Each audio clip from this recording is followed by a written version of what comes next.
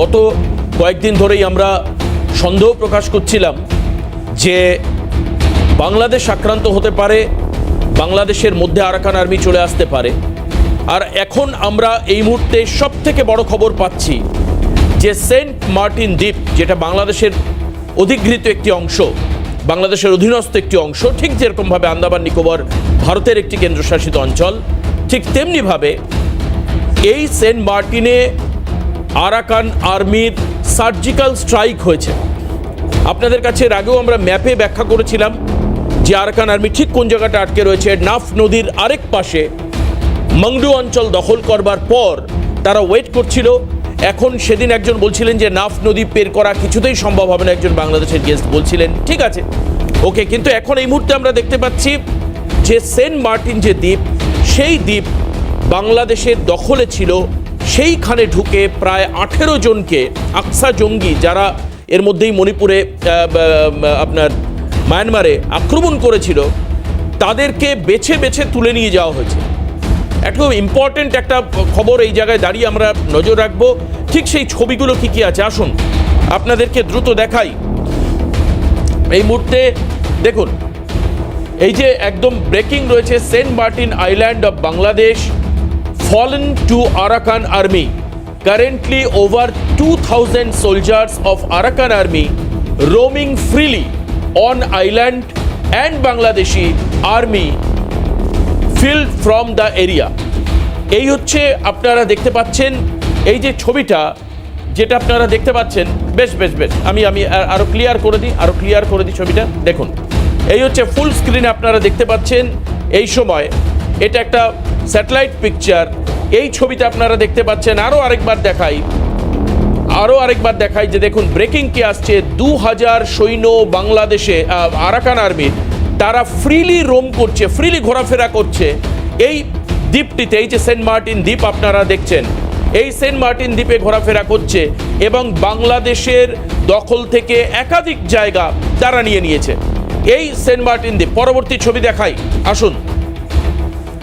এই যে দেখুন, এখানেও কক্সবাজার, এই যে অংশটা আপনারা দেখছেন, এটা হচ্ছে চট্টগ্রাম, বাংলাদেশের একদম সাউদার্ন পার্ট চট্টগ্রাম। এই চট্টগ্রামের কাছাকাছি পর্যন্ত আরাকান আর্মি চলে এসছে। অর্থাৎ খুব স্বাভাবিকভাবে এটা মনে করা হচ্ছে যে চট্টগ্রাম বেদখল হতে পারে, চট্টগ্রাম বেদখল হতে পারে বাংলাদেশের হাত থেকে, যে সম্ভাবনাটা আমরা করছিলাম। এবং আজ থেকে প্রায় অন্ততপক্ষে প্রায় 20-25 দিন আগের থেকে আমরা ক্রমাগত খবর দেখাচ্ছিলাম। বাংলাদেশের যারা গেস্ট থাকবেন এক্ষুনি তিনি বলবেন যে জানি না কি অবস্থা। আর এই মুহূর্তে আমরা সেন্ট মার্টিনের ছবি দেখাচ্ছি। চারিপাশে সমুদ্র দিয়ে ঘেরা সেন্ট মার্টিন, যেখানে আরাকান হামলা হয়েছে এবং প্রায় 2000 সৈন্য, আপনি দেখছিলেন যে টুইট, 2000 প্রায় সৈন্য যারা আরাকান আর্মি, এই আরাকান আর্মি তারা ঘুরে বেড়াচ্ছে এই সেন্ট মার্টিনে। এই হচ্ছে সেন্ট মার্টিন, বিতর্কিত সেন্ট মার্টিন, কারণ এর উপরে বাইডেনের আমলে বাইডেন দাবি, এই দেখুন এই হচ্ছে আরাকান আর্মির ছবি। দ্রুত এগোচ্ছে আরাকান আর্মি, কাজেই চট্টগ্রাম হাতছাড়া হতে পারে। এই যে দেখছেন আরাকান আর্মির ছবি এসছে, মোটরসাইকেল করে তারা ঘুরে বেড়াচ্ছে। এবং এই যে রোহিঙ্গা বাহিনী, তাদেরকে দেখতে পাচ্ছেন, এই রোহিঙ্গা বাহিনী তারা হয়তো কিছুটা আটকানোর চেষ্টা করবে, কিন্তু আমরা দেখতে পাচ্ছি আরাকান আর্মিদের সঙ্গে কিছু কিছু জায়গায় রোহিঙ্গাদের সামনাসামনি ফাইট হয়েছে। দেখাচ্ছি আপনাদের সেই ছবি। এবার আসুন আপনাদেরকে দেখাবো ম্যাপের মাধ্যমে যে কোথায় এই সেন্ট মার্টিন দ্বীপ এবং কেন আমরা বলছি যে বাংলাদেশের বিপত্তির কারণ হতে পারে। এই হচ্ছে ছবি আপনারা দেখতে পাচ্ছেন। আমি ম্যাপে চলে আসলাম। এই ম্যাপের ছবি দেখুন, সেন্ট মার্টিন আইল্যান্ড। আমার চিত্র সাংবাদিক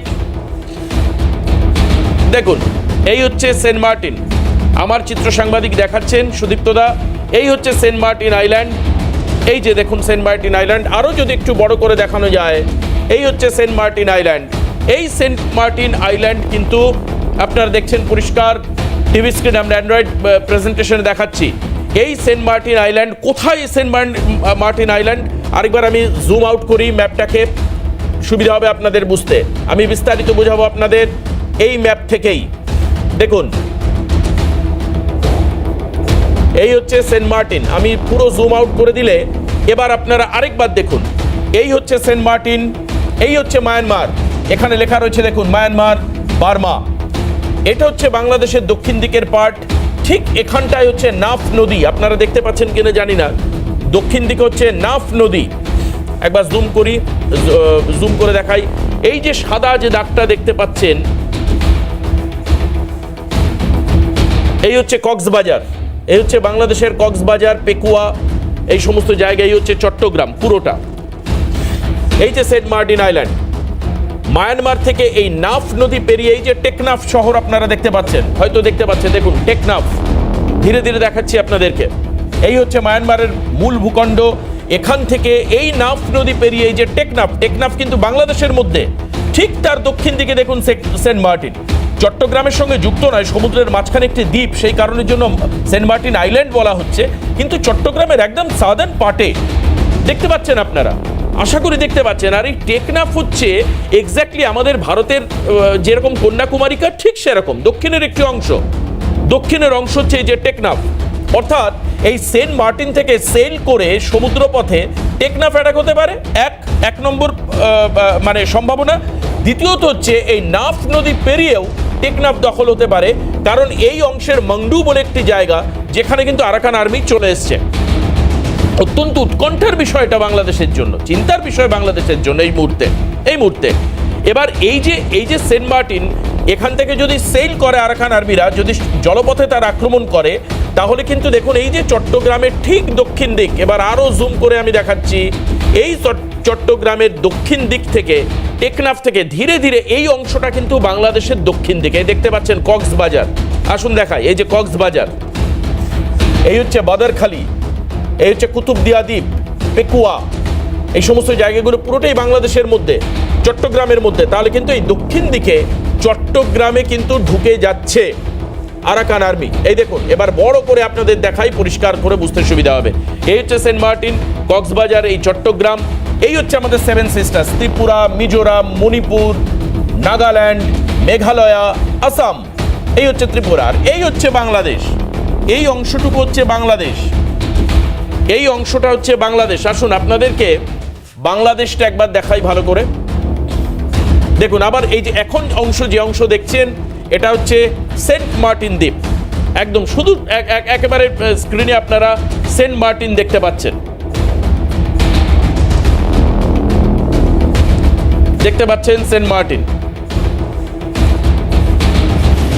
সেন্ট মার্টিন আইল্যান্ড দেখাচ্ছিলাম।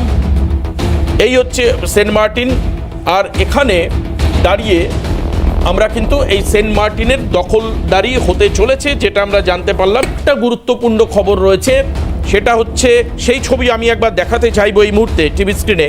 সেটা হচ্ছে যে পাকিস্তান সীমানায় তালিবানরা সক্রিয় হচ্ছে, এবং পাকিস্তানে তালিবানের পতাকাও দেখতে পাওয়া যাচ্ছে। দেখুন এই ছবিটা আপনারা দেখতে পাচ্ছেন।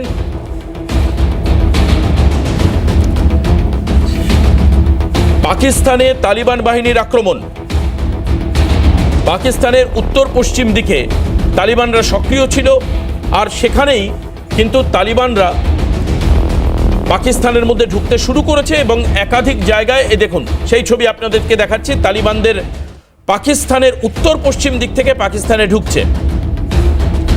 খাইবার পাখতুনখোয়া এই অংশে তারা দখল করে নিয়েছে। দখল করবার সেই ছবি ক্রমাগত, এবং আপনাদেরকে এটাও জানিয়ে রাখি যে পাকিস্তানের তরফে এয়ার স্ট্রাইক করা হয়েছিল। এই দেখুন এয়ার স্ট্রাইকের ছবি, এগুলো কোনো ফিল্মের ছবি নয়, সরাসরি ছবি, কিভাবে গুলিবর্ষণ হচ্ছে দেখুন, একদম অরিজিনাল পিকচার এগুলো আপনাদেরকে দেখাচ্ছি। পাক ভূখণ্ডে অবিরাম তালিবানি রকেট হানার ছবি, একাধিক জায়গায় পাক সেনাদেরকে খুন করা হয়েছে, বিভিন্ন সেনা পোস্ট ভেঙে ফেলে জ্বালিয়ে দেওয়া হয়েছে, বোম্বিং চলছে ক্রমাগত। প্রায় ১৫০০ ফিদায়, অর্থাৎ যারা ফিদায় হামলা করবে লোলুন কায়দায়, তারা কিন্তু পাকিস্তানের বিভিন্ন জায়গায় ঢুকে পড়েছে। পাক ভূখণ্ডে অবিরাম তালিবানি রকেট হানার ছবি এখন আপনারা দেখছেন।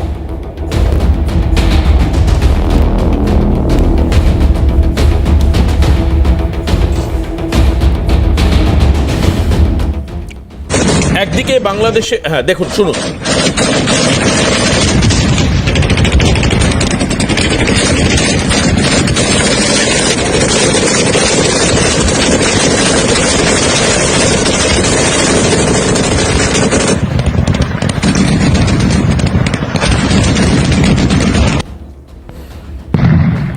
দেখুন, এটাও একেবারে পাকিস্তানে তালিবান বাহিনীর আক্রমণের ছবি আপনাদেরকে দেখাচ্ছি। শুনুন শুনুন শুনুন শুনুন।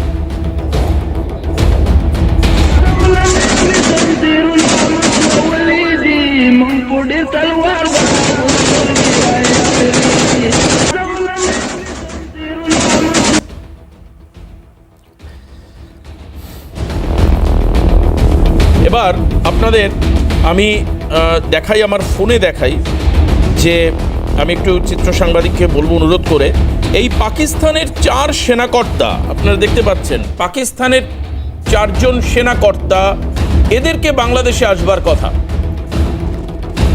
পাকিস্তানের 4 সেনাকর্তার ছবি আমরা দেখাচ্ছি আপনাদের। এই সেনাকর্তাদের বাংলাদেশে প্রশিক্ষণ দিতে আসবার কথা। পাকিস্তান সেনাকর্তা যারা 50 বছর পর বাংলাদেশে আসছেন সেনা প্রশিক্ষণ দিতে। এই যে আপনাদেরকে বললাম যে সেন্ট মার্টিন দ্বীপ আরাকান আর্মির দখলে চলে গিয়েছে, আমাদের চিফ রিপোর্টার সত্যজিৎ মুখোপাধ্যায়ের বিশেষ প্রতিবেদন আপনারা দেখুন এই মুহূর্তে। প্রথম জানাই এই তথ্য যে নির্দিষ্টভাবে যে ছবি আসছে আমাদের কাছে, যে তথ্য আসছে সকালেই, যে তথ্য আমরা জানিয়েছিলাম যে আরাকান আর্মির যে তাদের নিজের ডেস্ক, সেই ডেস্কের তরফে জানানো হয়েছিল একদম ম্যাপ করে যে তাদের মংডু শহরে আরসার তরফে, অর্থাৎ আরাকান সালভেশন আর্মি যেটা, অর্থাৎ রোহিঙ্গাদের যে গ্রুপটি আছে তারা যে হামলা চালিয়েছিল সেই হামলার জবাব তারা দেবে। ঠিক তালিবানদের মতোই তারা একইভাবে জানিয়েছিল, একই বডি ল্যাঙ্গুয়েজে। এবং ঠিক সেই তথ্যই আমাদের কাছে পৌঁছচ্ছে যে কিছুক্ষণ আগে টেকনাফে সার্জিক্যাল স্ট্রাইক চালিয়েছে আরাকান আর্মি। আবারও বলছি দর্শকদের, টেকনাফ অংশে গোয়েন্দা সূত্র, বিভিন্ন সোশ্যাল মিডিয়ায় যে ছবি আরাকান আর্মির তরফে জানানো হচ্ছে যে সেই অংশে টেকনাফে সার্জিক্যাল স্ট্রাইক চালিয়েছে আরাকান আর্মি। এবং টেকনাফ থেকে যাদেরকে নিয়ে যাওয়া হচ্ছে আরসা, অর্থাৎ আরাকান সালভেশন আর্মি, অর্থাৎ রোহিঙ্গা 19 জন রোহিঙ্গা জঙ্গিকে তারা ইতিমধ্যেই তাদের যে মায়ানমারে নিয়ে গেছে, রাখাইনে নিয়ে গেছে। এবং এত দ্রুততার সঙ্গে করেছে যে বাংলাদেশ আর্মি বা তাদের যে বর্ডার সিকিউরিটি ফোর্স তারা কিছু বুঝে ওঠার আগেই অত্যন্ত দক্ষ, ক্ষিপ্র, অত্যাধুনিক অস্ত্রসজ্জিত আরাকান আর্মি এই 19 জনকে নিয়ে, 19 জন জঙ্গিকে অপহরণ করে নিয়ে গেছে বাংলাদেশের মাটি থেকে। বাংলাদেশের সেনাবাহিনী, বাংলাদেশের আর্মি তাদের ড্রোন, তাদের TB2 বাইরাক্তার ড্রোন দিয়ে কিছু করে ওঠার আগেই ঘটনাটা ঘটে গেছে বলে যে তথ্য আমাদের সামনে আসছে। তারা সার্জিক্যাল স্ট্রাইক কিছু আগে করে বাংলাদেশ আর্মির ড্রোন সাজিয়েছিল, তারা এয়ারক্রাফট উড়িয়েছিল। কিন্তু প্রথম থেকেই বলছিলাম, যেভাবে তালিবান বলেছিল যে পাকিস্তানে ঢুকে তারা আক্রমণ করবে, কথা রেখেছে তালিবান। এবং কিছু আগে খাইবার পাখতুনে আমরা দেখিয়েছি তাদের পতাকা উড়িয়ে দিয়েছে, পাকিস্তানের পতাকা সরিয়ে। ঠিক তেমনিভাবে আরাকান আর্মি তাদের তরফে নির্দিষ্টভাবে তাদের যে আর্মি ডেস্ক থেকে বলে দেওয়া হয়েছিল তারা আক্রমণ শানাবে, এবং তারা আক্রমণ শানিয়েছে। আমি এই মুহূর্তে কথা বলবার চেষ্টা করব, মানে আলোচনার টেবিলে আমি আলোচনার জন্য বলবো। ক্যাপ্টেন অমলেন্দু রায়চৌধুরী আমাদের সঙ্গে রয়েছেন। অমলেন্দু স্যার, আপনাকে এটা জানতে চাইছি, এই যে কোনো একটা জায়গার যে সেনা মুভমেন্ট আমরা দেখতে পাচ্ছি টুয়ার্ডস চট্টগ্রাম মুভমেন্ট হচ্ছে, একটা সময় আমরা যখন এই ছবি দেখাই বাংলাদেশের গেস্ট আমাদের বলছিল যে ও তো দূরের কথা নাফ নদী পার করতে পারবে না। হয়তো সেই প্যানেলে আপনিও ছিলেন আমার যতদূর মনে হচ্ছে, প্যানেলে আপনি ছিলেন। ওনারা বললেন যে নাফ নদীও তো সমুদ্রের মতো, পার করা সম্ভব নয়। কিন্তু এখন দেখা যাচ্ছে এই যে বিতর্কিত সেন্ট মার্টিন যে দ্বীপ, এটা তো পুরো সমুদ্রের মধ্যে, এর তো কোনো মানে ট্রানজিট রুট বলতে সমুদ্রই। এখন সমুদ্র একটা নদী পেরোনো সম্ভব না ওনারা বলছিলেন। কিন্তু আরাকান আর্মি অনেক বড় জিনিস করে দেখালো, যে এই যে মাংডুতে যে বাস স্ট্যান্ডে হামলা হয়েছিল সেখানে অনেক আরাকান আর্মি মারা গিয়েছিল। যারা করেছিল এই যে রোহিঙ্গাদের যে জঙ্গি গোষ্ঠী বা রোহিঙ্গা আর্মি, যেটাকে আকসা বলা হচ্ছে, এদের টিম মেম্বাররা ওই সেন্ট মার্টিনে তারা লুকিয়েছিল। এবার সেন্ট মার্টিন থেকে তাদেরকে তুলে নিয়ে গেল এবং 2000 সৈন্য, কিছুক্ষণ আগে আমি টুইটে দেখালাম যে তারা 2000 সৈন্য ঘুরে বেড়াচ্ছে সেন্ট মার্টিনে। আমার আপনার কাছে প্রশ্ন সেন্ট মার্টিন নিয়ে নয়, আমার কথা হচ্ছে সেন্ট মার্টিন থেকে সমুদ্র পথে চট্টগ্রামে আসা কি খুব ডিফিকাল্ট হবে? আর চট্টগ্রাম দখল করা কি খুব ডিফিকাল্ট এখন আরাকান আর্মির জন্য? আপনার কি মনে হয়, আপনার অভিজ্ঞতা থেকে, মানে সেনাবাহিনীতে কাজ করবার অভিজ্ঞতা থেকে আপনার কি মনে হয়? দেখুন, আমি রিটায়ার করেছি অনেক আগে। তখনকার যে মডালিটি ছিল তা তো সেই সময়, আমি সেই সময়কার কথা বলছি, আমাদের একটা অপারেশন আছে যে প্যারাশুট ড্রপ করানো। এখন আরাকান আর্মির ইনফ্রাস্ট্রাকচার কতদূর কি আছে আচ্ছা সেটা একটু জানবার বিষয় আছে। মানে যদি এরকমভাবে নদী পার হয়ে, যেটা আমাদের ঢাকাতেও করা হয়েছিল, ঢাকাতেও প্যারা ওপেন, যেটা একটা হিস্ট্রি হয়ে আছে, ওপেন ডেড লাইটে ইন্ডিয়ান আর্মির, মানে যারা প্যারাট্রুপার আর কি আমরা বলি, প্যারাট্রুপার মধ্যে গিয়ে ওরা ফিজিক্যালি জায়গাটাকে হোল্ড করে, সেটা 32 নম্বরের আশেপাশে হোল্ড করেছিল, করে সেটা একটা ওয়ার্ল্ড রেকর্ড হয়ে আছে যে ওপেন ডে লাইটে সাধারণত এটা লুকিয়ে বা মানে অন্ধকার বা ইয়েতে করা হয়। এখন এখানে ওরা যেটা বলছে, একটা নদী পার হতে পারবে না যদি ওদের ইচ্ছে থাকে মডার্ন ইয়েতে নিয়ে, স্পিড বোট, নানান রকম এই মিনস আছে, যার জন্যে যদি ওরা মনে করে যদি এটা ওদের অপারেশন প্ল্যানের মধ্যে আনে, রাস্তা ওরা ঠিক বার করে নেবে।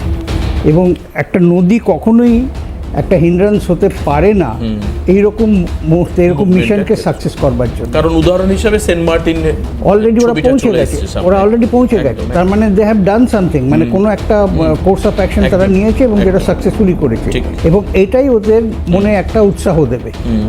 এটা উৎসাহ তাহলে নাফ নদীটা কোনো ব্যাপার হবে না, আপনার কোনো ব্যাপার। তাহলে টেকনাফে যদি আরাকান আর্মি চলে আসে তাহলে কিন্তু বাংলাদেশের সঙ্গে প্রথমত ফাইট হবে, এবার যার পাওয়ার বেশি থাকবে। রাইট, আপনার কি মনে হচ্ছে তাহলে? এখন প্রবলেম হচ্ছে কি, কালকে হচ্ছে একটা ক্রুশিয়াল ডে বাংলাদেশে। আচ্ছা, কারণ কালকে ওরা ওদের যে সংবিধান সেটাকে আগে সংবিধান বাতিল করে নতুন সংবিধানের জন্য ওরা করেছে। ওদের 3টের সময় ওরা শহীদ মিনারে জমায়েত হচ্ছে। আচ্ছা, এই যে জমায়েত হচ্ছে যে গ্রুপটা, তারা হচ্ছে এই সমন্বয়ক ছাত্র, মানে ইয়াং গ্রুপটা। আচ্ছা, যেটা শোনা যাচ্ছে এটার সঙ্গে ডক্টর ইউনূসেরও বোধহয় খুব একটা সহমত নেই, যেটা শোনা যাচ্ছে।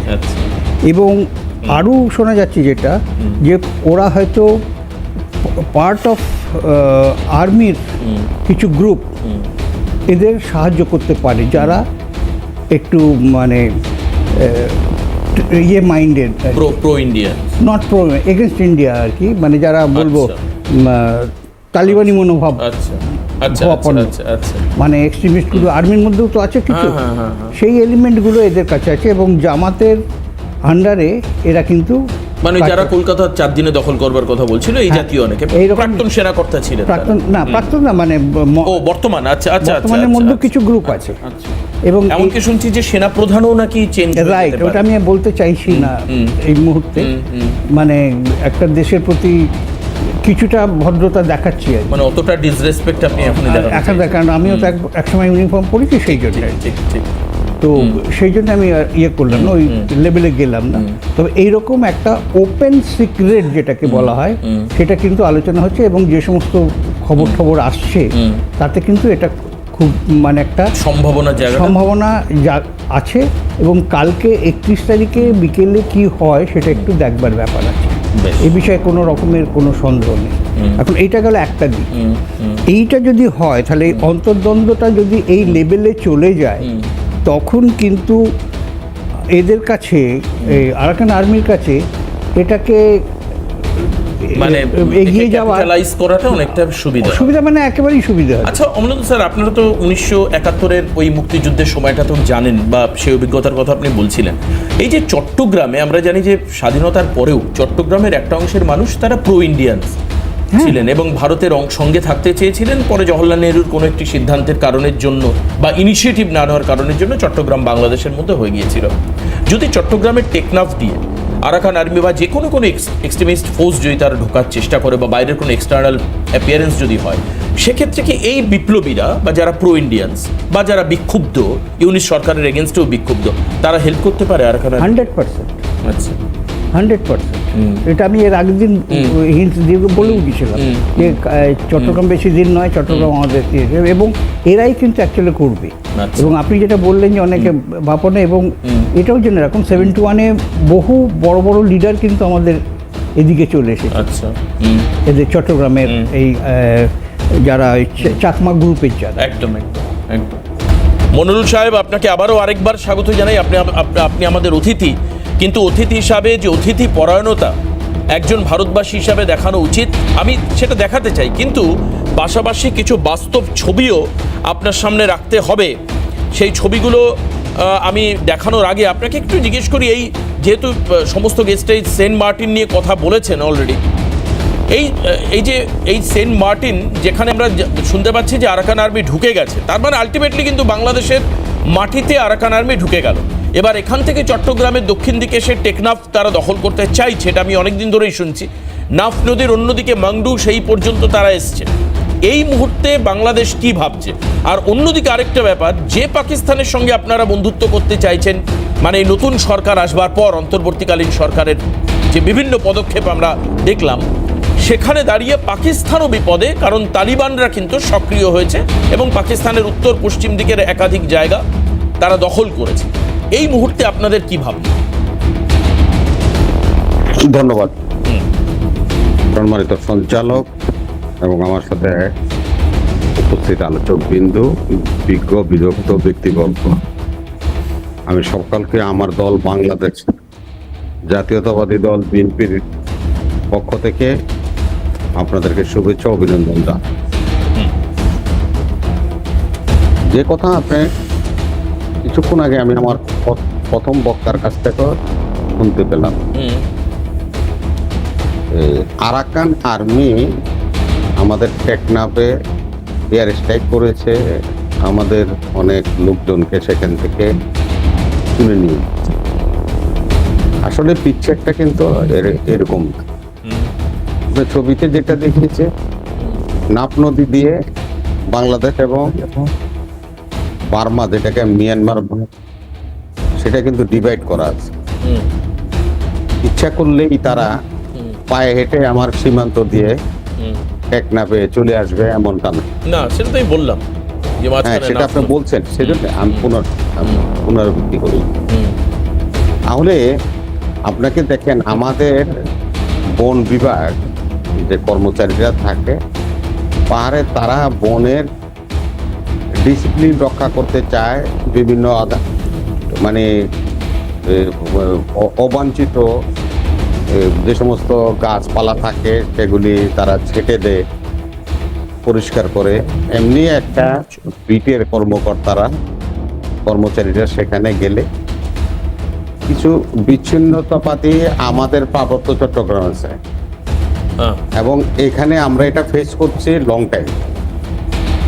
এরা মাঝে মাঝেই শুধু খালি বন বিভাগের কর্মী না, আমাদের যারা নাগরিক আছে তাদেরকেও এরকম অপহরণ করে থাকে, এবং পরবর্তীতে নেগোসিয়েট করে দেখা যায় তারা এদেরকে মুক্তি দিয়ে দেয়। এখানে আরাকান আর্মির এই কোনো সোলজার এসে আমাদের দেশের লোকদেরকে নিয়ে গিয়েছে এমন তথ্য আমাদের কাছে নাই। কারণ যখন এই ঘটনা ঘটছিল না, কিন্তু ওনারা কিন্তু টুইট করে জানাচ্ছেন, আরাকান উইংস থেকে টুইট করে জানানো হচ্ছে, সেই টুইটও আমি দেখিয়েছি। শুনেন, ওদের যে ইরাবতী পত্রিকা, সেটা আপনি দেখেন, সেখানে কি লেখা আছে। তারা যেটা বলছে যে আমরা একটি রাষ্ট্র এবং ভূমির জন্য যুদ্ধ করছি, কারো ভূমি দখল করার জন্য আমরা যুদ্ধ করছি না। আচ্ছা, তারা তাদের রাষ্ট্র গড়ার জন্য তারা যুদ্ধ করছে। তারা ভারতের সাথে যুদ্ধ চায় না, চীনের সাথে চায় না, প্রতিবেশী বাংলাদেশের চায় না। আমাদেরকে যদি শত্রু বানিয়ে ফেলে, তাহলে তো মিয়ানমারের যে জান্তা বাহিনী আর আমরা শত্রুরা সবাই এক হয়ে বন্ধু হয়ে গেলে আরাকান আর্মিরা তো ওই আরাকান রাজ্যে থাকতেই পারবে না। এটা একটা ভ্রান্ত ধারণা। এই ধারণাটা প্রচার করাটা থেকে সবার বিরত থাকা উচিত। আচ্ছা, আমি কয়েকদিন আগে আমাদের সামাজিক পাতা এবং বিভিন্ন নিউজ চ্যানেলে আমি দেখেছি, কুকি চীন আর এই বার্মারই একটা প্রদেশ, সেখান থেকে কুকি চীনের সশস্ত্র জঙ্গিরা তারা মণিপুরে এসে তাদের কুকি চীন বন্ধুদের সাথে সহযোগিতা করছে। এই খবরটাও তেমন সত্য নয়। আমরা শুধু খবরকে খবর বানিয়ে আমাদের বিও বাড়িয়ে জনগণকে বিভ্রান্ত করা, এটা হলো ফ্রিডম, আপনার এই সাংবাদিকতার বিষয় না। আমাদেরকে এখানে সংযত হওয়া উচিত। আমি একটা রাষ্ট্র না, আমি আপনাকে একটা সিম্পল একটা উদাহরণ দিই। আমরা কিন্তু ৭১ সালে আমাদের ভূখণ্ড স্বাধীন করার জন্য আপনাদের দেশে আশ্রয় নিয়েছিলাম, এবং আপনাদের ওখান থেকে যুদ্ধ করেই আমরা আমাদের দেশ স্বাধীন করেছিলাম। আমরা কি সেদিন আরাকান দখল করতে গিয়েছিলাম? আমার একটা ভূখণ্ড আমি স্বাধীন করতে চাই। আরাকানের লোকজনরা, যাকে আরাকানের আর্মি আপনারা বলছেন, এরা তাদের একটা ভূখণ্ডের জন্য তাদের রাষ্ট্রের ভিতরে সংগ্রাম করছে। আচ্ছা, তারা আবার আরেকজন শত্রু বানায় নিবে, বাংলাদেশ দখল করবে। এদিকে জান্তা বাহিনী তার বিরুদ্ধে, আবার আমরা তার শত্রু হলাম, আমরা তার বিরুদ্ধে গেলাম। তো কয় ফ্রন্টে সে যুদ্ধ করবে? যুদ্ধের স্ট্র্যাটেজি এটা বলে না। এখান থেকে এটা আমি মনে করি আমাদের সকলের মস্তিষ্ক থেকে এটা পরিহার করা উচিত। মূল কথাটা হলো, তার মানে যে টুইটগুলো করা হচ্ছে সেগুলো মিথ্যা টুইট আপনি বলছেন। এই যে একেবারেই সরাসরি আচ্ছা, আমার না মানে সেন্ট মার্টিন দ্বীপে চলে আসা মানেও তো বাংলাদেশেরই জমি দখল করা। আর সেন্ট মার্টিন থেকে আমি কালকে আসলাম। আচ্ছা, আমি পর্যটন, আমাদের তো কক্সবাজার টেকনাফ তো পর্যটন এরিয়া। আমাদের এলাকার লোকেরা সবাই সেখানে আছে, পর্যটকরা ভিড় করছে। আমি নিজেও গেছিলাম উৎসব করার জন্য। না কিন্তু কক্সবাজার আর সেন্ট মার্টিন তো আলাদা। কক্সবাজার আর সেন্ট মার্টিন তো আলাদা।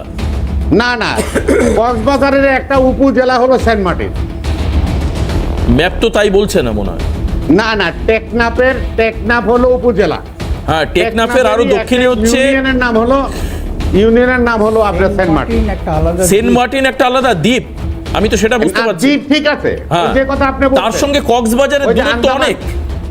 যে কথাটা আপনি বলছেন আন্দামানের মতো, কন্যাকুমারীর মতো না, আপনি জেলা ওয়াইজ ধরছেন, আমি সেটা বলছি না। আমি একদম জিও লোকেশন বলছি। কক্সবাজার যেখানটা আমরা ম্যাপে দেখছি তার থেকে তো মানে টেকনাফ অনেক সাউথে, আবার টেকনাফের মানে টেকনাফ থেকে আরো দক্ষিণ দিকে হচ্ছে সেন্ট মার্টিন দ্বীপ, এবং যেটা একটা আইল্যান্ড। আমি আপনাকে একটা বলি, আপনি ম্যাপটা আবার দেখেন। আমি ম্যাপ দেখাচ্ছি।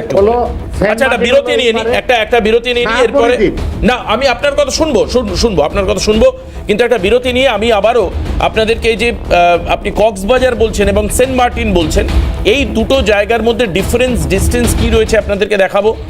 মনিরুল সাহেবকে বোঝানোর জন্য আমাকে আরেকবার উঠে একটুখানি অ্যান্ড্রয়েড টিভিতে দেখাতে হবে যে এই যে কক্সবাজারের কথা যেটা বলছেন, আপনিও একবার দেখুন। আমরা যেটা দেখাচ্ছি এই হচ্ছে, এই যে দেখুন, এই হচ্ছে চট্টগ্রাম। আমরা যেটা দেখাচ্ছি এই হচ্ছে কক্সবাজার। এটা অবশ্যই ডেফিনেটলি সমুদ্রের পাশে একটি শহর, সৈকত শহর কক্সবাজার। কিন্তু এই যে লাল পয়েন্ট করা, মানে যেখানে কক্সবাজার থেকে প্রায় 400 কিলোমিটার দূর হবে, সেখানে আমরা সেন্ট মার্টিন বলে একটা ডিফারেন্ট একটা আইল্যান্ড, যেটাকে কেন্দ্র করে আপনারা জানেন যে এই যে সেন্ট মার্টিন আইল্যান্ড, এটা কিন্তু পুরো এই যে সেন্ট মার্টিনের অপোজিটে দেখেন শাহপুরী দ্বীপ আছে। এখানে দেখেন কি দেখবো উল্টো দিকে, শাহপুরী দ্বীপ আমি পাচ্ছি না এখানে। আমি যেটা দেখতে পাচ্ছি টেকনাফ ওপরে, আপনি হয়তো স্ক্রিনটা দেখতে পাচ্ছেন, আপনি একটু দেখে নিন স্ক্রিনটা। এই হচ্ছে দেখা যাচ্ছে সেন্ট মার্টিন আইল্যান্ড। এই যে লাল লাল দেওয়া জায়গাটা, এই হচ্ছে টেকনাফ। এই হচ্ছে টেকনাফের পরের অংশটা পড়ে। কোনটা? টেকনাফের পরের অংশটা পড়ে। টেকনাফের পরের অংশ হচ্ছে নিচে দক্ষিণ পাড়া, রাইট? হ্যাঁ, এই যে দক্ষিণ পাড়া এখানে দেখা যাচ্ছে। হ্যাঁ, এটা হলো নদীর ওই পাশে, আর নদীর এই পাশে হলো আমাদের টেকনাফ সেন্ট মার্টিন। টেকনাফেরই একটা ইউনিয়ন হলো সেন্ট মার্টিন। টেকনাফের একটা ইউনিয়ন হচ্ছে সেন্ট মার্টিন হতে পারে, কিন্তু সেন্ট মার্টিন তো একটা আইল্যান্ড। তো আইল্যান্ড আপনার বলি যেটা আপনি দেখছেন, হ্যাঁ, নাফ নদীর মোহনায়। হ্যাঁ, এই হচ্ছে নাফ নদী। দেখেন মোহনার চারদিক দিয়ে, কিন্তু এর চারদিক দিয়ে দেখেন আপনার নদী আছে, চারদিকে নদী আছে। আচ্ছা, হতে পারে সেটা, কিন্তু এখানে দেখা যাচ্ছে সমুদ্রের মধ্যে একটা দ্বীপ। দেখেন নাফ নদী আইসা এইভাবে, এই হচ্ছে নাফ নদী। এই হচ্ছে নাফ নদী, যেটা আমি পেন দিয়ে দেখাচ্ছি, দেখতে পাচ্ছেন? আচ্ছা, এই হচ্ছে নাফ নদী। এই দিকে হচ্ছে মাংডু, এই যে যেই অবধি আরাকান আর্মি চলে এসেছে, এই দিকে হচ্ছে টেকনাফ, আর একদম দক্ষিণ দিকে হচ্ছে দক্ষিণ পাড়া বলে একটা জায়গা, শহর রাখাইনের। হ্যাঁ, রাখাইনের একটা শহর মান্ডু। হ্যাঁ, মাংডু হচ্ছে রাখাইনের একটা শহর, একদম রাখাইনের একটা শহর। হ্যাঁ, দেখেন আপনি এই যে ইরাবতী নদীটা আসছে, এই যে দেখেন এই যে ইরাবতী নদীর ওই পাশে হলো মান্ডু, আর এই পাশে হলো টেকনাফ। মানে এইটাকে আপনি বলছেন ইরাবতী নদী, আমার আঙুল দেখতে পাচ্ছেন এইটা? জি জি জি জি দেখছি, এই যে লম্বা রেখাটা, এটা ইরাবতী নদী। আচ্ছা, এটা হচ্ছে ইরাবতী নদী আপনি বলছেন? হ্যাঁ, এ ডিভাইড করে দিচ্ছে। আচ্ছা, ডিভাইড করে দিচ্ছে। না, আমার কথা হচ্ছে এই যে যাদেরকে তুলে নিয়ে যাওয়া হয়েছে তারা হচ্ছে এইখানটার কথা বলা হচ্ছে, এই জায়গাটা। না না, টেকনাফ না, হ্যাঁ, সেটা হলো এই সেন্ট মার্টিন না, টেকনাফ। টেকনাফ তো এইখানে দেখাচ্ছে, আমি তো সেটাই আপনার থেকে আমি কনফিউজ হয়ে যাচ্ছি যে টেকনাফের টেকনাফ হচ্ছে এখানে দেখাচ্ছে আর এই যে সেন্ট মার্টিন এখানে দেখাচ্ছে। বনভূমি, হ্যাঁ, এই যে সবুজ অঞ্চলটা সব বনভূমি। হ্যাঁ, সবুজ অংশটা বনভূমি, এগুলো বনভূমি সব। বনভূমি, হ্যাঁ। এবং ওই যে যেখানে স্টার দেখা যাচ্ছে, এই স্টারের এখান থেকেই অপহরণটা হয়েছে। কোন জায়গা এটা থেকে? মুন্ডু শহরের সাথে বা বার্মার সাথে আমাদের কোনো সম্পর্ক নাই। এখান থেকে হচ্ছে অপহরণ, যেখানে আমি আঙুল দিচ্ছি। না না, এই যে সবুজ অংশটা দেখেন, এইটা, এই যে এইটা? একটা সবুজ অংশ আছে, এই স্টার, হ্যাঁ এইটা? হ্যাঁ হ্যাঁ, এই জায়গা থেকে আচ্ছা। এই সবুজ অংশ, এই অংশটা। আচ্ছা, এই যে এইটা, এই যে দক্ষিণ পাড়া বলছেন? হ্যাঁ, দক্ষিণ পাড়ার উপরে, দক্ষিণ পাড়ার উপরে যান, আরো উপরে যান, আরো উপরে যান, এই এই যে হ্যাঁ, আচ্ছা। এই অঞ্চলটা মানে চন্দ্রাখিলা না কি জানো জায়গাটার নাম? হ্যাঁ, চন্দ্রকিলা। চন্দ্রখিলা। হ্যাঁ, বেশ। এটা চন্দ্রকিলা ফরেস্ট রেঞ্জ। আচ্ছা এই রেঞ্জ থেকে এখানে আমাদের বনের কর্মীরা কাজ করে, বনে। আচ্ছা। হ্যাঁ, হ্যাঁ, সেখানে আমাদের দেশেও ভাই এই সমস্ত বিচ্ছিন্নবাদীরা আছে, জানেন, পার্বত্য চট্টগ্রাম। তার মানে আপনি বলছেন এরা যে এই ধরনের এখনো কাজ পর্যন্ত করেছে। মংডু পেরিয়ে ওরা আসেনি এবং বাংলাদেশের মাটিতে আরাকান আর্মি এখনো পৌঁছয়নি, এই হচ্ছে মানে মূল কথা আর কি। আমি আপনাকে যেটা বুঝাইতে চেষ্টা করছি, হ্যাঁ যেমন মণিপুরে কুকিচিন যায় নাই, হ্যাঁ। তেমন মন্ডু পার হইয়া বাংলাদেশের অংশে আরাকান জঙ্গিরা আসে নাই। আচ্ছা, সেম জিনিস। বেশ বেশ, তার মানে আপনি মণিপুরটাকে জুড়ে রাখছেন আর কি। ইয়েস ইয়েস, ঠিক আছে, ঠিক আছে। এটা কেন আমি Okay. জুড়াচ্ছি, আপনি এটা হ্যাঁ, আবার শুনেন। হ্যাঁ হ্যাঁ এই যে হ্যাঁ। আমেরিকা এবং পশ্চিমারা, হ্যাঁ। তারা এই সাবকন্টিনেন্টে দেখছে হুম যে একটা খ্রিস্টান রাষ্ট্র নাই, হুম। ওরা একটা খ্রিস্টান রাষ্ট্র এখানে বানাইতে চায়। আচ্ছা সেটাতে আপনারও ক্ষতি, আমারও ক্ষতি। আচ্ছা দয়া করে এটার থেকে বিরত থাকি আমরা, আচ্ছা, যত বেশ। বিরত থাকবো তত লাভ আমাদের। আচ্ছা, না কিন্তু আরাকানরা তো খ্রিস্টান নয়। না না না, আরাকানে খ্রিস্টান অর্ধেকের বেশি। আপনি দাদা আশ্চর্য হয়ে যাবেন, অরুণাচল প্রদেশে 80% খ্রিস্টান, আচ্ছা, মণিপুরে 50% খ্রিস্টান, আচ্ছা নাগাল্যান্ডে 60% খ্রিস্টান। আচ্ছা। এই মিশনারিরা এখানে ঢুকে আচ্ছা।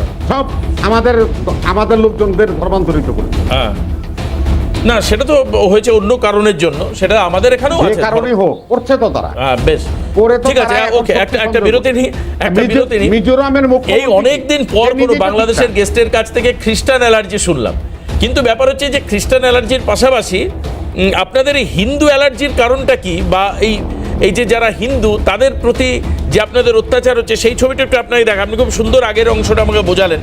এবারে যে হিন্দু অত্যাচারটা কিন্তু এখনো থামানো যাচ্ছে না মনিরুল সাহেব, এই নিয়ে আপনার সঙ্গে আমি দ্বিতীয় অনুষ্ঠান করছি। প্রত্যেক দিন নতুন নতুন ইনপুট অ্যান্ড ইনফরমেশন আসছে, আমি সেটা দেখাবো, কিন্তু তার আগে দেখাবো। আমাকে আপনি বাংলাদেশি বলবেন, হ্যাঁ, এই হিন্দু মুসলমান বলবেন না। আচ্ছা। আপনি হলেন ভারতীয়, আমি হলাম বাংলাদেশি, আচ্ছা, বেশ, এর মধ্যে থাকে। তার মানে লিমিটেশন রাখে। তার মানে বাংলাদেশিদের উপরে আরেক বাংলাদেশিরা গন্ডগোল করছে কেন, আমি সেটাও দেখাবো আপনাদের। এবার দেখুন রংপুরের ছবিগুলো আমাদেরকে ব্লার করে দেখাতে হচ্ছে। দুজন আটক হয়েছে, দুজন বাংলাদেশিদের বাড়িতে আক্রমণ হয়েছে। আপনার কথায় রংপুর জেলার অযোধ্যাপুর কর্ণধর, ভদ্রলোকের নাম হচ্ছে কর্ণধর রায়, আমি নামগুলো বলতে পারি কিন্তু বাংলাদেশি, কর্ণধর রায়। হ্যাঁ, আচ্ছা, এবার বাগেরহাটের ছবি আমরা দেখাচ্ছি। এই যে ছবিটা দেখছেন, ওনাদের নামগুলো শুনলে আপনি বুঝতে পারবেন।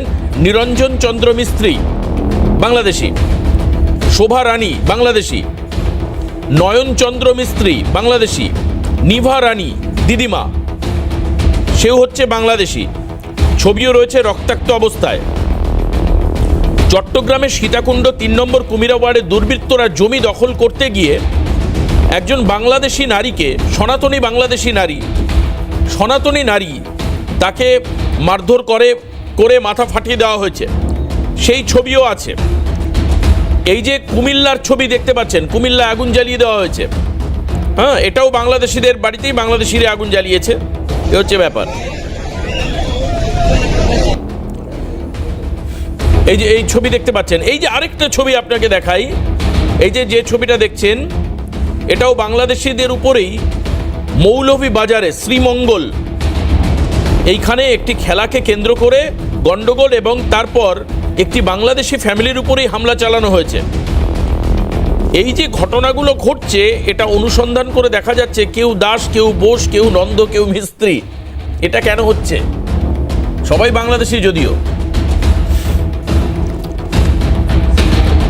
সেটা হলো, এটা কি আওয়ামী লীগ করে বলে দাদা? না, আপনাকে আমি বলি, আমি আপনাকে বলি, আমার প্রতিবেশী, আপনার টিভিতে আমি লাইভ দেখাইছি, আমার প্রতিবেশী বাড়িটাই হলো, যাকে আপনারা হিন্দু বলেন, সনাতনী বলেন, আমি বাংলাদেশি বলি। বাংলা, আমিও তাই বলছি, আপনার কথাতেই আমি চলছি। আমার সাথে থাকে। আমি যে জায়গায়, আমার জেলার নাম নারায়ণগঞ্জ, মানে নারায়ণের গঞ্জ, এখানে হলো 100% হিন্দু। আপনি যে ভাষায় বলেন, আমার জেলায় বসবাস করে, আমরা একসাথে বসবাস করি। সে তো আপনি আমাকে গতদিনও বলেছেন একসাথে বসবাস করে। আপনার ইরাদা, আমার সাথে জায়গা জমি নিয়ে বিরোধ আছে, হ্যাঁ বিরোধ আছে, আপনার সাথে আমার গন্ডগোল হতেই পারে। সেটাকে যদি আপনি হিন্দু ভার্সেস মুসলিম করেন, এটা ন্যাক্কারজনক, সেটা আপনার আপত্তি আছে। এই মুহূর্তে অমলেন্দু রায়চৌধুরী আমাদের সঙ্গে রয়েছেন, অবসরপ্রাপ্ত সেনাকর্তা। আমি অমলেন্দু স্যারের কাছে যাবো। অমলেন্দু, একদিকে আমরা যেটা দেখতে পাচ্ছি যে পাকিস্তান বিপদের মধ্যে রয়েছে, এর মধ্যে বাংলাদেশ জয়েন্ট ভেঞ্চারে, বাংলাদেশের পাকিস্তান এর সঙ্গে বাংলাদেশ জয়েন্ট ভেঞ্চারে কিছু প্রশিক্ষণ নেওয়ার কথা বলছে। অন্যদিকে যেটা আমরা খুব অদ্ভুতভাবে দেখতে পাচ্ছি যে শেখ হাসিনাকে, যেহেতু বাংলাদেশ থেকে বেরিয়ে আসবার পর তিনি ভারতবর্ষে আশ্রয় নিলেন, এরপরে ভারত যেন বাংলাদেশের একটা শত্রু হয়ে গেল, এবং আওয়ামী লীগ বা এরকম প্রচুর কথা বাংলাদেশ থেকে আসলো যে ভারত দালালের কাজ করছে, ইলেকশন না হতে দেওয়ার পেছনে ভারতের হাত আছে, শেখ হাসিনা যত রকম অপকৃতি করেছে তার জন্য ভারত দায়ী। মূলত এতে তো আন্তর্জাতিক সম্পর্ক নষ্ট। অনির্বাণ যেটা খুব সুন্দর শেষ করলো যে দুদেশের বাণিজ্য সুস্থিতির উপর ডিপেন্ড করবে। অশান্ত হলে বাণিজ্য হবে না কখনো, আমাদেরও হবে না, ওদেরও হবে না। ক্ষতিটা হয়তো বাংলাদেশ ছোট দেশ বলে অনেক বেশি হবে, ভারতের কম হবে, সার্ভাইভ করার জায়গা বেশি। তো কিন্তু এই হাসিনাকে ভারতের সঙ্গে মিলিয়ে ফেলার অর্থটা কি? আবার উনি কিন্তু আরেকদিকে, এই যে আজকের যিনি গেস্ট রয়েছেন মনিরুল সাহেব, উনি আবার মুক্তিযুদ্ধের সময় ভারতের অবদানকে স্বীকার করছেন। তাহলে কারা এরা যারা বাংলাদেশে অশান্তি তৈরি করছে? আমি নিজে মুক্তিযোদ্ধা। হ্যাঁ, সেটাই বলছি। আপনি তো অস্বীকার করেননি, আপনি তো বললেন। না, আগরতলাতে এই হরিণা বলেন, মনি বলেন, চোপ্তাখোলা বলেন, মেলাগড় বলেন, এই সমস্ত এলাকা আমাদের কোটি কোটি শরণার্থী ছিল। আচ্ছা, আমরা মুক্তিযোদ্ধারা ছিলাম। বেশ। আমি আগরতলায় প্লাটনাতে, আচ্ছা, উদয়পুর প্লাটনাতে ট্রেনিং ক্যাম্পে ট্রেনিং করছি। আচ্ছা আচ্ছা আচ্ছা, বেশ। না, আমার এটা প্রশ্ন থাকছে, তাহলে ভারতকে শত্রু বানিয়ে দেওয়ার এই অপচেষ্টাটা তাহলে কারা করছে? এটা তো উভয়ের ক্ষতি। ওই যে অনির্বাণ বাবু আমার সাথে মিলে বললো না, অনির্বাণ বাবু আগামী দিনে বিএনপিতে জয়েন করছে, সামাজিক পাতায় লেখলো, এই হল্লা হলো, হল্লা যায় গোল হইলো, গোল হয়ে ফুটবল হলো, লাত্তি গেল, এই অবস্থা। আচ্ছা, বেশ বেশ। অমলেন্দু স্যার কি বলবেন? মানে এই তাহলে এরা কারা? এই যে এই বিচ্ছিন্নতাবাদী যারা বাংলাদেশের মধ্যেই আছে, মানে একদিকে যেরকম প্রোগ্রেসিভ মাইন্ডের হয়তো মনিরুল ইসলাম, রবির মতো লোকজন রয়েছেন, পাশাপাশি তো সেই জঙ্গি গ্রুপও রয়েছে যারা ভারত দখলের ডাক দিচ্ছে, হুমকি দিচ্ছে, ভেঙে চুরে তছনছ করে দিচ্ছে, এরকমও তো আছে। দেখুন, এর পলিটিক্যাল রেটরিক না, আসছে। আচ্ছা, উনি ওনার ব্যাখ্যা, আমি আপনার কাছে আসবো। এবার আমি বলি, আমার খুব আনন্দ লাগলো আপনি একজন মুক্তিযোদ্ধা ছিলেন এবং যে কথাগুলো বললেন। না, কিন্তু এই মুক্তিযোদ্ধাকেই স্যার বলায় জুতোর মারা পড়ানো হয়েছে যুদ্ধ করতে। না, এই মুক্তিযোদ্ধাকেই তো জুতোর মারা পড়ানো হয়েছে কয়েকদিন আগে বাংলাদেশে। আমি আপনাকে শুভেচ্ছা জানাচ্ছি, কিন্তু একটা জিনিস যখন মানে আমার বুক ফেটে গেল যখন দেখলাম সেই মুক্তিযোদ্ধাকে গলায় জুতোর মালা পরিয়ে ঘোরানো হচ্ছে। আপনি বিশ্বাস করেন সেটা আমি মানে অসহ্য একটা। না, মুক্তিযোদ্ধা না স্যার, একজন মুক্তিযোদ্ধা না, একজন বেয়াদব এবং একজন সন্ত্রাসীকে জনগণ জুতা পরায়। এটা আপনি কি করে বলছেন বেয়াদব সন্ত্রাসী? আপনার কাছে ইনফরমেশন আছে? হ্যাঁ, আমি নিতে জানি, আমার এরিয়ার লোক তো, আমি কানুকে চিনি তো। কানু আমরা একসাথে ট্রেনিং করছি মুক্তিযুদ্ধ, আমি ওকে ভালোভাবে চিনি। না, তাহলে মুক্তিযোদ্ধা হিসেবে ওনার কোনো অবদান ছিল না? মুক্তিযোদ্ধা বেয়াদবির অর্থ মানে না, অবশ্যই তার না। আর আপনি তো মুক্তিযোদ্ধা, না, আপনি বাংলাদেশের স্বাধীনতা যুদ্ধে আমাদের ইস্টার্ন ফ্রন্টে কাজ করছেন না? আমি সেই কথাই বলছি। এখন যদি আপনি অপরাধ করেন, আপনার রাষ্ট্র কি আপনাকে ছেড়ে দিবে? আচ্ছা, ওনাকে বলতে দিন, আপনি শুনে নিন। আমি আপনাকে বলি যে এই যে মুক্তিযোদ্ধা এবং এরা আপনাদের যে অবদান এবং যে সমস্ত যারা শিক্ষিত তাদের ছেড়ে দিন, যারা শিক্ষিত নন, ইভেন মানে কেউ চাষির ছেলে, কেউ মানে অত্যন্ত নিম্ন গরিব থেকে উঠে এসে তারাও কিন্তু অনেক মুক্তিযোদ্ধা হিসেবে, সোলজার হিসেবে কাজ করেছে এবং তাদের ট্রেনিং আমাদের কাছ থেকে তারা নিয়েছে এবং ট্রেনিং নিয়ে তারা যুদ্ধে গেছে। তাদের কাছে খালি একটাই ছিল, আমরা স্বাধীন বাংলাদেশ চাই। এবং আমি একজন বাঙালি অফিসার হিসেবে আমারও তখন আমিও খুব অহংকারী হয়ে গেছিলাম যে আমাদের বাঙালি রক্ত এই। সেই বাঙালি রক্ত যখন আজকে এই যে জিনিসটা করছে, আজকে কি হলো যে শেখ হাসিনাকে সরাতে হবে। আপনি একটা জিনিস দেখুন, খুব মানে ম্যাথামেটিক্যালি যদি আপনি এগিয়ে যান, এই যে জিনিসটা হলো, প্রথমে কি হলো, ওদের শুরু হলো কোটা ভিত্তিক আন্দোলন। যখন কোটা ভিত্তিক হলো, কোটাটা দিয়ে দেওয়া হলো, তারপর হলো এক দাবি, হাসিনাকে হাঁটাও। হাসিনা যেই হটে গেল, তারপরে কি হলো, এখন আমরা এই 1.5 মাসের মধ্যে 2 মাসের মধ্যে একটা ইলেকশন আনবো, স্বাধীন একটা গভর্নমেন্ট তৈরি হবে, তার হাতে তুলে দিয়ে আমরা চলে যাব, এই আশাতে সবাই ছিল। বিএনপিও বলল ঠিক আছে, এখন কে অন্যায় করেছে, কে চুরি করেছে, এসবের মধ্যে এটা আপনাদের ভেতরকার ব্যাপার, আমি যেতে চাই না। আমি যেটুকু বলতে চাই, এইটা হবার পর এখন কি হলো, বিএনপি তারাও বললো যে হ্যাঁ ঠিক আছে, একটা এখন বিএনপি, আওয়ামী লীগ, বিএনপি ছাড়া তো আর বাংলাদেশকে কোনো রাজনৈতিক দল হিসেবে মানে করা যায়, গণতান্ত্রিক হিসেবে এরা এই দুটো দল কি আমরা সম্মান করি বা জানি। এখন সেখানে কি হলো, সেটা হয়ে যাওয়ার পর এখন যেটা হচ্ছে, এখন আমি যেটা একটু মানে চিন্তায় বলবো না, আমি একটু অবজার্ভ করতে চাই, কালকে আপনারা কি করবেন। আগামীকাল আপনাদের যে মিট করবার কথা আছে, যেটা সমন্বয়করা যেটা হুঙ্কার দিয়েছে যে আপনারা সংবিধানকে পুরো ফেলে দেবেন। এখন এরা যদি সংবিধানকে পুরো বদলে দেয়, তাহলে যে সংবিধানের আন্ডারে সো কল্ড, আমি বলছি না এটা গভর্নমেন্ট ফরমেশন, আমার এতে তীব্র আপত্তি আছে, সো কল্ড যারা এরা এসেছেন, ইউনূস সাহেব যে সিলেক্ট হয়েছেন বা হয়েছেন, তারা এসছেন কিন্তু সেই সংবিধানের আন্ডারে। এই সংবিধান যদি হয়ে যায়, তাহলে ইউনূস সাহেবের স্ট্যাটাস কী, অন্যান্য লোকের স্ট্যাটাস কী? বেশ, আপনারা কি সিদ্ধান্ত নেবেন? আচ্ছা, একটা মিনিট, আমি মনিরুল সাহেব, অনির্বাণ একটু অ্যাড করবে। হ্যাঁ, একটা পয়েন্ট, সেটা হচ্ছে এই আগামীকালের যে জমায়েত, তার যে প্রেস কনফারেন্স বা তার যে বক্তব্য, সেটা শুনেছিলাম, তারা কিন্তু 1971 সালের মুক্তিযুদ্ধের স্পিরিট, 1972-এর সংবিধান মানেনি, এই দাবি নিয়ে বলছেন যে এই সংবিধান আমরা পাল্টাতে চাই। Whether that is true or false, that is a different debate. কিন্তু তাদের বক্তব্য এটা নয় যে 1971-এর মুক্তিযুদ্ধের স্পিরিটটাকে আমরা ফেলতে চাই। তারা বরং বলছেন যে 1972-এ মুজিব যে সংবিধান করেছিলেন, সেটা নাকি মুক্তিযুদ্ধের স্পিরিটের সঙ্গে সামঞ্জস্যপূর্ণ ছিল না। অতএব সবটা কিন্তু এতটা সরল নয় যে এরা সবাই মুক্তিযুদ্ধের বিরুদ্ধে গিয়ে দাঁড়াচ্ছে। মানে বাংলাদেশের আভ্যন্তরীণ রাজনৈতিক বিষয় নিয়ে আমাদের বেশি মন্তব্য না করাই উচিত, কিন্তু যেটুকু জানছি যে তারা কিন্তু চাইছেন তাদের মতো করে মুক্তিযুদ্ধের স্পিরিট দিয়ে নতুন কিছু একটি সংবিধান বানাতে, অর্থাৎ তারা মুক্তিযুদ্ধকে গোটাটা বর্জন করে দিচ্ছে, এরকম কিন্তু তাদের বক্তব্যে আমরা পাচ্ছি। আমি ওনার থেকে শুনে নিই। মনিরুল সাহেব, আপনার কি মনে হচ্ছে? জি, ধন্যবাদ।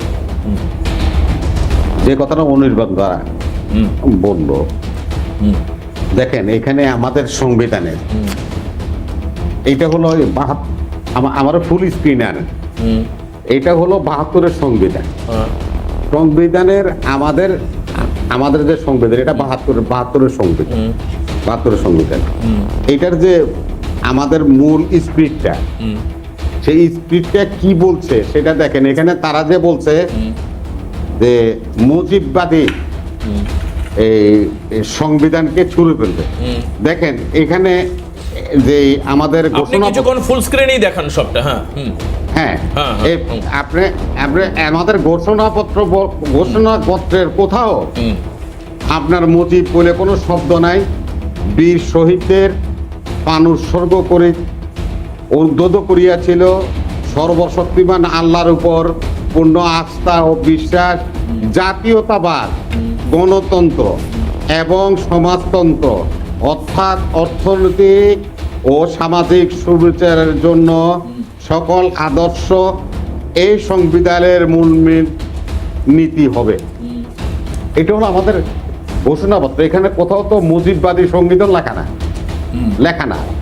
আরেকটা কথা আপনাকে বলি স্পিরিটের, সেটা হলো এই সংবিধানে লেখা আছে 52, 69, 71-এর স্বাধীনতা, 72-এ হলো 52-এ হলো ভাষা আন্দোলন। সেখানে হলো আমাদের জব্বাররা প্রাণ দিয়েছিল, আমরা বাংলা ভাষা প্রতিষ্ঠা করেছিলাম। তার স্মৃতির প্রতি আমরা ঢাকাতে শহীদ মিনার বানাইছি। কারেক্ট। তো আপনারা যদি এই সংবিধান ছুঁড়ে ফেলে দেন, তাহলে 52-এর শহীদদের জন্য যে স্মৃতি সৌধ, সেই সৌধের দ্বারাই আপনি এই 52-এর ভাষাকে তো আপনি অস্বীকার করতে পারেন না, এই আন্দোলনকে অস্বীকার করতে পারেন না। তাই আপনি যে সেখানে যাচ্ছেন সেটাই তো আনঅথরাইজ, সেখানে যাওয়ারই তো আপনার অধিকার নেই। আমরা আর সে বিতর্কে যেতে চাই। আমাদের বক্তব্যটা স্টেট যে 30 লক্ষ শহীদ, এই যে স্যার এখানে আছেন, ইস্টার্ন কমান্ডে উনি যুদ্ধ করেছেন আমাদের সাথে, একটা রাষ্ট্র স্বাধীন হয়েছিল, 30 লক্ষ শহীদ, 2 লক্ষ মা বোনের ইজ্জতের বিনিময়। তাদেরকে অস্বীকার করার কোনো আপনার কারণ থাকতে পারে না। তাহলে যারা এই মুজিবের মূর্তি ভাঙছেন বা বাংলাদেশের বিশৃঙ্খল পরিস্থিতি তৈরি করছেন, এই যে আপনি ব্যক্তির উপরে চলে গেলেন, আমি আমার কথাটা শেষ করি, আপনি বুঝতে পারবেন। আচ্ছা আচ্ছা। দেখেন আপনি যে সংবিধানটার কথা বলছেন, এই সংবিধানে আমাদের আর্টিকেল আছে 154টা। এই 54টা আর্টিকেল আমাদের এই যে সাবকন্টিনেন্টে যত ভারতের সংবিধান বলেন, আম্বেদকর সাহেব বলেছে, বাবা আম্বেদকর, আপনার পাকিস্তানের সংবিধান বলেন, বাংলাদেশের সংবিধান বলেন, সবকিছুই কিন্তু একই ধারা, একই ধাঁচের। এখনো আমাদের দেশে আদালত চলে BTCRPC-তে, সেটা বাংলাদেশেও চলে, ভারতও চলে, পাকিস্তানও চলে, BTCRPC। আপনি কিভাবে অস্বীকার করবেন যে এই সংবিধানকে আপনি ছুঁড়ে ফেলবেন? কিভাবে ছুঁড়ে ফেলবেন? ছুঁড়ে ফেলতে পারেন না।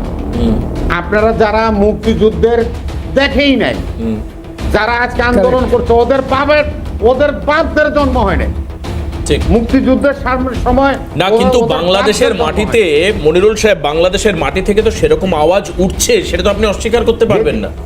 আচ্ছা, আপনি আমাকে একটা কথা বলেন, এই যে যাচ্ছি, আপনি যান, আপনি শুনেন আমার কথাটা, শুনেন মধ্যে। হ্যাঁ, আমরা চাই যে 24-এ যে আন্দোলন হয়েছে, যারা শহীদ হয়েছে, রক্ত দিয়েছে, একটা স্বৈরাচার সরকারকে পতন করে একটা বিপ্লব হয়েছে। ভাই, আপনারা ঘোষণাপত্র দিবেন, আপনার বোঝার জন্য আমি বলছি, আপনি শুনেন আমার কথাটা। ঘোষণাপত্র কে কখন দেয়? আপনি একটা ফুটবল টিম করবেন, একটা গঠনতন্ত্র বানাবেন, ক্লাব বানাবেন, বানানোর পরে তো টিম বানাবেন।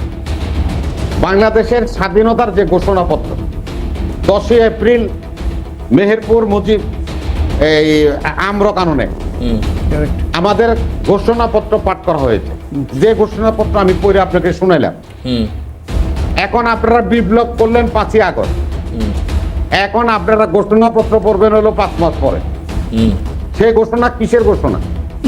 আপনি যদি ঘোষণা করতে চান, 71-কে অস্বীকার করতে চান, আমি আপনাকে বলছি, তাহলে আপনি কি করবেন? ঘোষণাপত্রে কি থাকতে হবে? আপনার একটা পতাকা থাকতে হবে, আপনার একটা ভৌগোলিক অবস্থান থাকতে হবে, একটা রাষ্ট্রের ম্যাপ থাকতে হবে। সবকিছু নিয়েই তো আপনি 72-এর সংবিধান ফেলে দিয়ে আপনি আর একটা সংবিধান তৈরি করবেন, একটা রাষ্ট্র। আপনার তো ভাই রাষ্ট্রই নাই, আপনার পতাকাই নাই। আমরা যারা মুক্তিযুদ্ধ করে দেশ স্বাধীন করছিলাম, যে পতাকা আনছিলাম, সে পতাকা আপনারা অ্যাডভাইজাররা গাড়িতে লাগায় ঘুরে। অতএব আপনি আমার উপরে চলেন, তা আপনি কিসের কি করবেন? এখন এই সমস্ত বক্তব্য ভিন্নভাবে বলা হয়। দাদা, আমি একটা প্রশ্ন রাখি আপনাদের কাছে। আচ্ছা, এই প্রশ্নটা বিরতির পর ফিরে এসে রাখুন। না, বিরতির পর আবার আপনার কাছে যাব, আপনার প্রশ্ন নিয়ে, তারপর মণিকাঞ্চন পাল আমাদের সঙ্গে রয়েছেন, যাব। একটা জিনিস বোঝা গেল মনিরুল সাহেব, আপনারাও কিন্তু এই যে বর্তমানে যারা মানে অস্থায়ীভাবে সরকার তৈরি হয়েছে, বা মানে এটাকে এখন কি বলবো, সরকার তৈরি না, কেউ এনে বসিয়ে দিয়েছেন, তাদের কর্মকাণ্ডে বিএনপি খুব একটা খুশি নয়। এই বিএনপির নাখুশ হওয়ার জায়গাটাও খুব পরিষ্কার, কারণ বিএনপি কয়েকদিন ধরেই তাদের বিভিন্ন নেতা তারা কিন্তু এই কথাগুলো বলছেন বারবার করে। আজকে মনিরুল ইসলাম রবি আমাদের সামনে খুব পরিষ্কার করে বললেন যে কি করে দেশের যে বুনিয়াদী যে গঠনতন্ত্র তাকে অস্বীকার করা যায়। মনিরুল ইসলাম রবি আমাদের সঙ্গে রয়েছেন। মনিরুল সাহেব, আপনার কাছে আমি জানতে চাই, এই যে পাকিস্তানের উপর অতিরিক্ত নির্ভরতা, এটা কিন্তু আগের বাংলাদেশে আমরা দেখিনি, মানে এই 5ই আগস্ট তার আগে আমরা দেখিনি। সম্প্রতি একাধিক, আমি জানি না আপনাদের দলগত অবস্থান কি হবে, বিএনপির অবস্থান কি, আপনার ব্যক্তিগত অবস্থান নয়, কিন্তু এখন কিন্তু আমরা যেটা বুঝতে পারছি, অতিরিক্ত পাকিস্তান নির্ভরতা দেখাচ্ছে বর্তমান যারা চালাচ্ছে আর কি অন্তর্বর্তীকালীন সরকার। এদের মধ্যে অন্তর্বর্তী কেন বলছি, কারণ ভোট ডেফিনেটলি হবে। এবার আপনাদের কি মনে হচ্ছে যে এই অতিরিক্ত পাকিস্তান নির্ভরতা আপনাদের বাংলাদেশের যে স্বীয় একটা নিজস্বতা সেটাকে নষ্ট করবে আগামী দিনে? ধন্যবাদ। 4000 কিলোমিটার দূরে হলো পাকিস্তান। 24 বছর আমরা সংগ্রাম করেছিলাম এই পাকিস্তানি জান্তাদের বিরুদ্ধে। স্বাধীন করেছি, স্বাধীন ভূখণ্ড পেয়েছি। আজকে ভারতের কিছু রাজনৈতিক নেতাদের অদূরদর্শীর কারণে আমাদের ব্যবসায়ীরা অনেকটাই ভয় পেয়ে গেছে, এবং তারা ব্যবসার কারণে এখন দেখেন পেঁয়াজ আনে পাকিস্তান থেকে, চাল আনে পাকিস্তান থেকে, চিনি আনে পাকিস্তান থেকে, এলসি করেছে। কারণ হলো আপনাদের দেশের এই শীর্ষস্থানীয় রাজনৈতিক নেতারা যদি ভয়ভীতি না দেখাতো, উস্কানিমূলক বক্তব্য না দিত, তাহলে এখানে যেত না আমাদের লোক ব্যবসায়ী। এখানে আমাদের রাষ্ট্র না, ব্যবসায়ীরা ব্যবসা করছে। আরেকটা কথা, যেহেতু ওই যে আমার সাথে সামরিক কর্মকর্তা আছেন, সেহেতু আমি বলছি, 71-এর যে স্বাধীনতা, এই স্বাধীনতার ঘোষক আমার দলের প্রতিষ্ঠাতা শহীদ রাষ্ট্রপতি জিয়াউর রহমান। 26 তারিখে উনি হালিশহর ক্যান্টনমেন্টে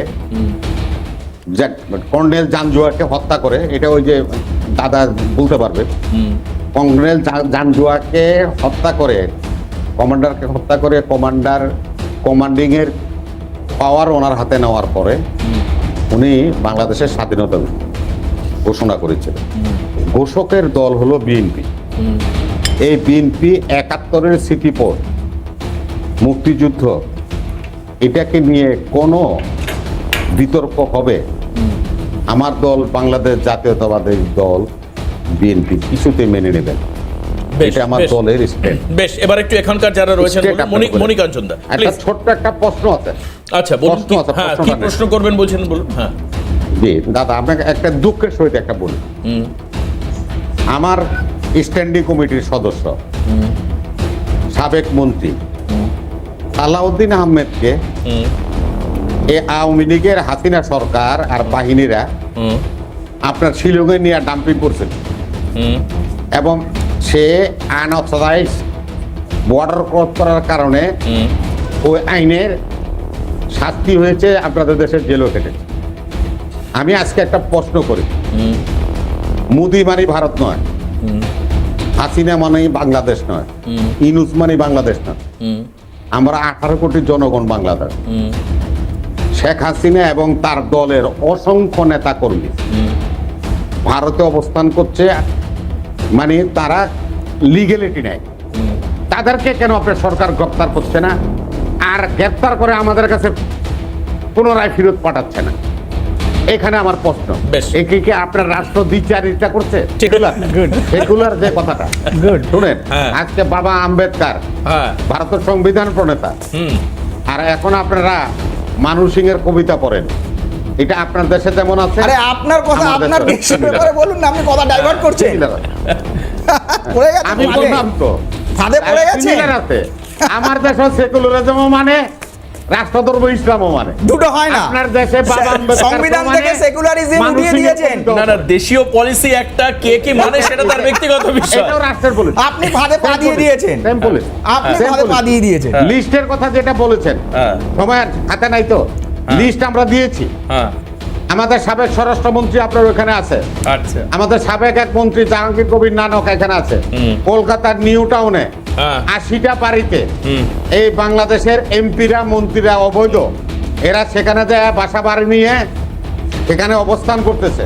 আচ্ছা, আজকে আর তো হাতে সময় নেই। আপনার মাধ্যমে আমি না, না। অনুরোধ করব হ্যাঁ। আপনার সরকার দ্রুত এদেরকে গ্রেফতার করে আমাদের কাছে হস্তান্তর ভারত করুন। সরকার, আমার আমাদের সরকার নয়। সালাউদ্দিন জেল কাটবে আর আপনাদের এই আওয়ামী লীগের নেতারা সেখানে আলিশান বাড়িতে বসে ভাত খাবে, আনন্দ ফুর্তি করবে। এটা তো হতে পারে না। এটার দ্বিচারিতা নিন্দা জানাই আমি। ধন্যবাদ।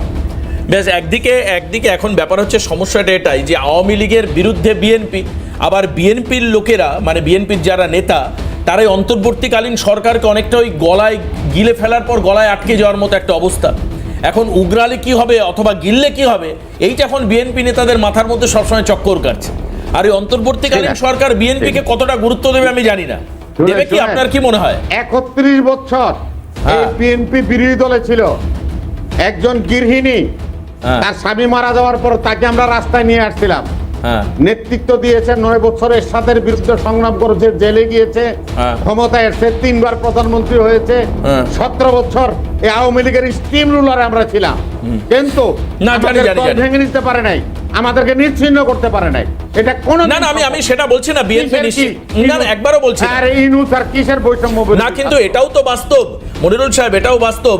রিজভী সাহেব বিএনপি করেন, আর সেই রিজভী সাহেব যখন নিজের স্ত্রীর শাড়ি পুড়িয়ে বলছেন যে ভারতীয় পণ্য বর্জন করো, তাহলে বিএনপির মন মানসিকতায় ভারত সম্পর্কে কি ধরনের ইম্প্যাক্ট আছে সেটাও তো পরিষ্কার হয়ে যায়।